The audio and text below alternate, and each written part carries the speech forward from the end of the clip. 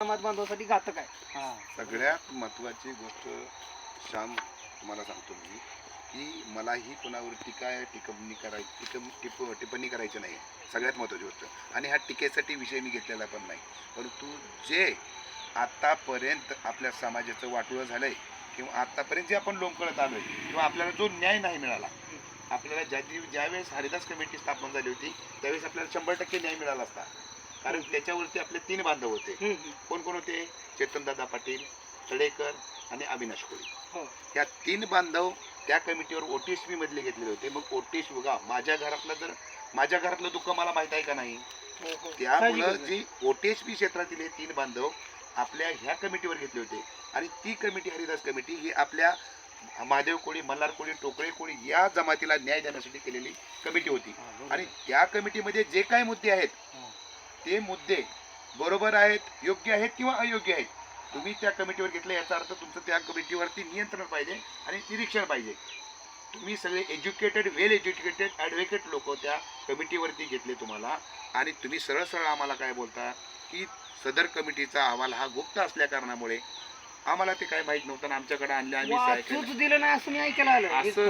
मला तुम्ही एवढं सांगा की एखाद्या कुटुंबात आपण 4 भाऊ राहतोय आणि 4 भावावर जर ती जबाबदारी असेल तरी त्या एक जणांना सगळं पूर्ण पॅक केलं आणि तुम्हाला तिघाला सहाय्य करा म्हणलं तर करणार का तुम्ही? नाही. बरं समजा त्या कमिटीतल्या लोकांनी त्यांच्या प्रॉपर्टीवर जर सहाय्य घेतलं तर त्यांनी दिले असते का? अहो, जमात ही प्रॉपर्टी आहे आपल्या जमातीची सगळ्या. आणि त्या हरिदास कमिटीच्या वेळेस जर हे डोळे झाकून सहाय्य करत नाही किंवा ही मॅनेज होत नाहीत, ही मॅनेज झालेत म्हणून यांनी सहाय्य केलेत.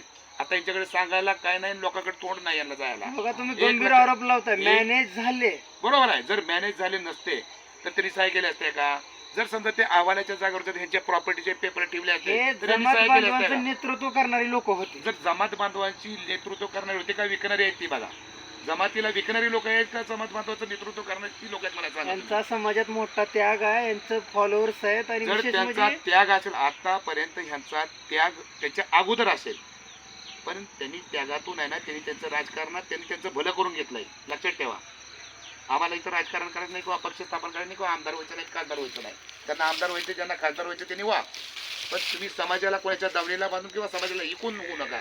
डॉक्टर बाबासाहेब आंबेडकर म्हणलं काय, मी माझा समाज विकणार नाही. पण तुम्ही समाज विकला, तुम्ही दुसऱ्याच्या दावणीला नेऊन समाज बांधला. लक्षात ठेवा. जर हरिदास कमिटीवर भारतीय जनता पार्टीशी ते संबंधित आहेत म्हणजे काय त्यांनी आव्हान केलं नाही की कोळी समाजाने भारतीय जनता पार्टीला मतदान करावं? अहो, पण असं कसं बोलतात अध्यक्ष? एक गोष्ट कशी असते, सगळ्यात महत्वाची गोष्ट, एखादा जर प्रमुख व्यक्ती असेल आणि तो जर पुढे चालत असेल तर त्याचं कसं असतं, बाकीचे लोक असतात अनाडी. जसं मेंढरासारखं, एखाद्या मेंढराने जर विहिरीत उडी टाकली तर बाकीचे मेंढर विचार करतात का? नाही. मग आदिवासी समाज लीडर आहे, लीडरची जशी वागणूक आहे तसं सर्वसामान्य जनता त्यांच्या पाठीमागे जाणार आहे. मग जर लीडरनी योग्य मार्ग निवडला पाहिजे. लक्षात ठेवा, अरे मी या विहिरीत चाललोय ही मला समजत नाहीये का, हे चुकीचं आहे मला समजत नाहीये का? आणि तुम्ही तशा गोष्टीला जर तुम्ही त्यांना प्रोत्साहन देत असाल तर तुम्ही सगळ्या चुकीचे आहेत. लक्षात ठेवा. भारतीय जनता पार्टीच्या माध्यमातून अविनाश कोळी साहेबांनी 4 वेळा सांगितले की आम्ही प्रश्न सोडवू, प्रश्न जवळ आलाय. हेच वाक्य रमेश दादा पण वारंवार बोलत राहतात की भारतीय जनता पार्टी एक मात्र असा पक्ष आहे की तो आपल्याला न्याय देता की जाता सारखा कार्यक्रम त्यांनी घेतला, यशस्वी झाला. परंतु थोडा वेळ लागलाय, परंतु होईल आज ना उद्या. मी तुम्हाला एक गोष्ट सांगू का, खरं तर अविनाश कोळी असतील किंवा रमेशदादा पाटील असतील, त्यांना एक नम्रपूर्वक मी सांगतो की जर तुमच्या जमातीला तुमच्याकडून न्याय मिळत नसेल तर तुम्ही आता ज्या पदावर काम करताय ते 2 जण राजीनामा देऊन टाका. रमेश कोळी पाटलांनी सध्या आपल्या आमदारकीचा राजीनामा द्यावा आणि यांना जी महाराष्ट्र कमिटीवर घेतलेला आहे अविनाश कोळीला, त्यांनी सध्या आपल्या पदाचा राजीनामा द्यावा असं मी स्पष्ट बोलतोय त्यांना. कारण तुम्ही आता कुठलेही काम करू शकत नाही. जर तुमच्या पक्षाच्या हातात असणारी गोष्ट जर पक्ष ऐकत नसेल तर तुम्ही त्या पक्षासाठी काम करू नका. जर पडळकर साहेब तुम्ही ऐका, पडळकर साहेब जर मला त्या आमदार पदाची गरज नाही, मी ते आमदार आज पण असा राजीनामा देतो म्हणतात, फेकून देतो म्हणतात आपल्या जमातीसाठी, त्यांच्या बांधवांसाठी, तर तुम्हाला काय प्रॉब्लेम आहे? तुम्ही काय देत नाहीत? त्यांचं वैयक्तिक जीवन आहे ना, असं कसं बोलतात? ते समाजाची सेवा करतायत, समाजासाठी वेळ देत आहेत. तसं त्यांचं एक राजकीय चित्र आहे. त्यांना राजकारण सांभाळत राजकारणाच्या माध्यमातून समाजाचा विकास करायचा आहे. तुम्ही समाजाचा विकास आजपर्यंत केला नाही. तुम्ही समाज विकला, समाज तुम्ही दावणीला निघून बांधला आणि आता सध्या तुम्ही तुमची स्वयंघोषित नेते आहेत, तुम्हाला कोणी मानत नाही, आम्हाला चांगलं माहित आहे तुमचं काय आहे आणि काय नाही. तुम्हाला फक्त ह्याच्या पुढे आणखीन कुठेतरी आमदारकी खासदारकी अविनाश मिळते का साहेबाचा बघायचंय. त्याग बाकीचं मोठा काय आहे, सांगू रमेश नका पाटील आम्हाला. साहेबाचा त्याग मोठा आहे आणि यांनी समाजासाठी बरंच काय केलेलं तरी आहे. तुम्हाला एक गोष्ट सांगतो की रमेश पाटील साहेबांनी बरीचशी कामं केली ती, एक लक्षात ठेवा. अविनाश कोळी साहेबांचं काम दाखवा. तसं रमेश पाटील साहेबांनी मध्ये लोणावळ्याला 2 दिवस आमचं शिबिर घेतलं. आम्ही तिथं सगळ्या जमात बांधवांना बोलवलं, सगळ्यांचे विचार केले, त्याच्यातून पॉईंट बनवले.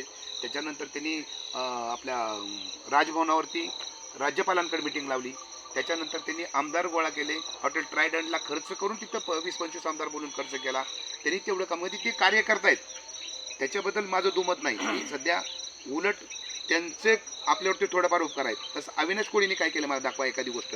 हे बघा, फक्त पदाच्या त्यांनी पुढे काय केलं? त्यावेळेस देशाच्या आदिवासी मंत्र्यासोबत मिटिंग लावून दिली ती. हा मीटिंगचा त्याग फायदा नाही का? अहो मला आउटपुट काय आहे त्याचं? मीटिंग लावली याचा अर्थ आउटपुट याला नाहीये. वेळ लागतो. अहो सोडा ना आउटपुट याला वेळ तुम्ही. लागतो. तुम्ही काय करा, राजकीय संन्यास घ्या. तुम्ही येऊच नका तिकडे जमातीसाठी, तुमचा काहीच मग उपयोग कोण नाही. सांभाळणार आहे महाराष्ट्र? अहो आम्ही अविनाश- कबीर आहेत ना, आम्ही कशाला आहेत?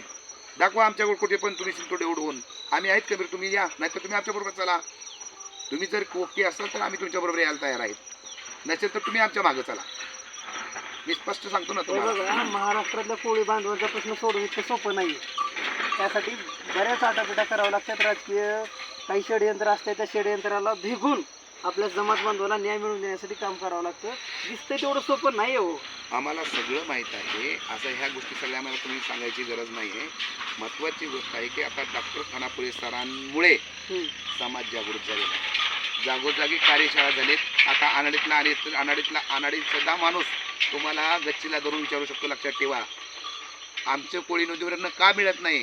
जर TSP क्षेत्रातील सगळ्या लोकांच्या कोळी नोंदी आहेत आणि त्यांना कास्ट सर्टिफिकेट महादेव कोळी, मल्हार कोळी, टोकळे कोळी मिळतंय आणि आमची पण कोळीच नोंद आहे घेऊ 1950च्या अगोदरची, त्यांची पण कोळीच नोंद आहे, मिळत नाही. एवढी लोक आता मूर्ख राहिलेली नाही.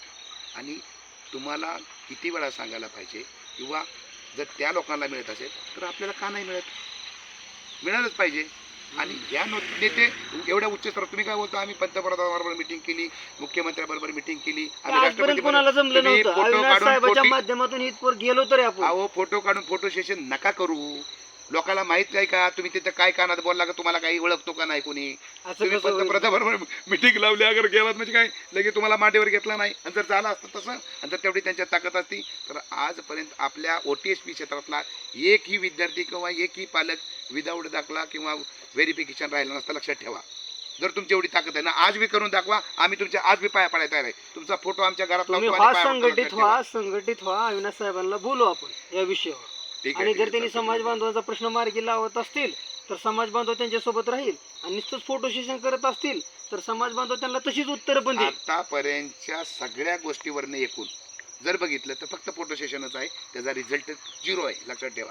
तुम्हाला फक्त आमदारकी किंवा खासदारकी मिळवायचे, राज्यसभेवर जायचे किंवा विधान परिषदेवर जायचे, म्हणून तुमची ही सगळी नाटकं चालू आहे. ती आम्हाला शिकवायची कामं करू नका. तुम्ही अविनाश कोळीला जाऊन सांगा.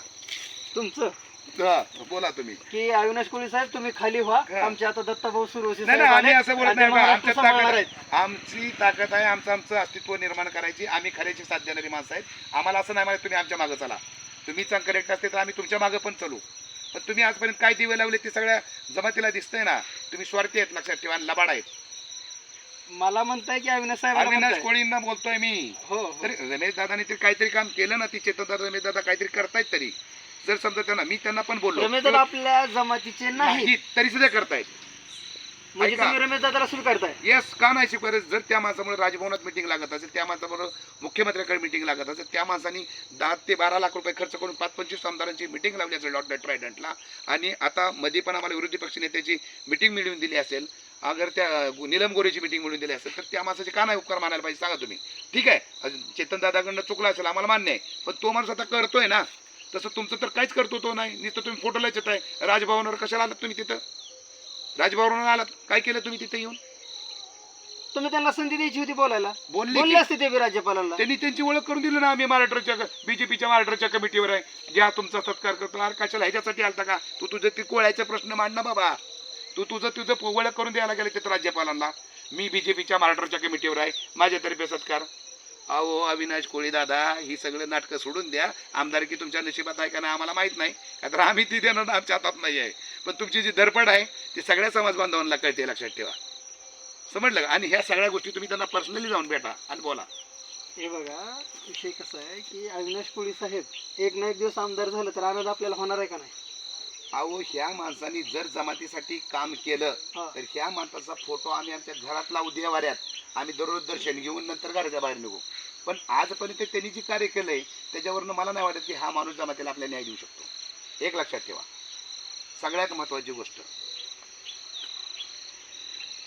हे होते दत्ताभाऊ सुरोसे साहेब. त्यांच्या मनामधील जे जे काय होतं ते त्यांनी आज व्यक्त केलेत.